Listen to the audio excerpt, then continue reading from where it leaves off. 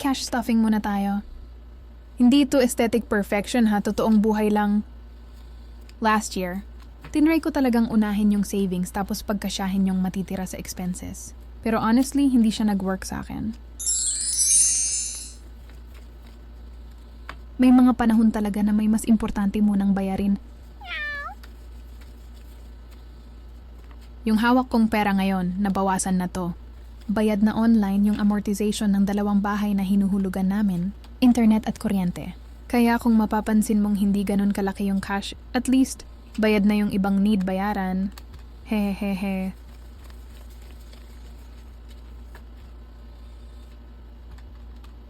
Yung 13th month pay na nakuha namin magpartner, pinili talaga naming ibayad ng buo sa mga debts at taxes ng business. Hindi siya madaling decision, kasi syempre tempting gamitin or isave. Pero gusto naming simula ng 2026 na walang utang.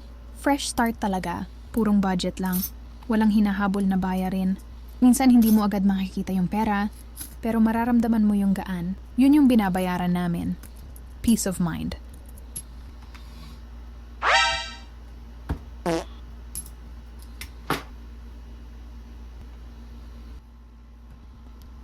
Alam mo dati kapag may extra pera, diretso gastos lang. Madali lang mawala. Kaya nung nag-start ako mag-budget at cash stuffing, first time kong na-feel kung gaano ka-importante yung planong maliit, pero consistent. May moments din na frustrated ako. Maliit lang yung pera ko, pero madami dapat bayaran. Pero ngayon, kahit maliit at least, alam ko na kung saan napupunta at may control ako. Parang yung sense ng claim sa gitna ng chaos. So, ngayon, eto na lang yung minamanage ko in cash. Hindi pa to savings era ha, pero alam ko may system na. Mas kampante ako kapag bayad na yung bills at may envelope para sa bawat category. Hindi lahat sabay-sabay. May phase para sa survival, may phase para sa savings at okay lang yan.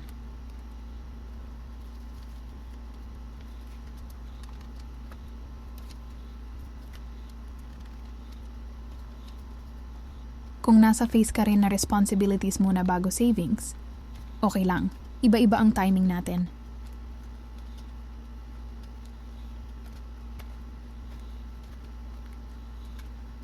Comment mo naman kung anong envelope ang pinaka-priority mo ngayon. Kita kits sa next cash stuffings.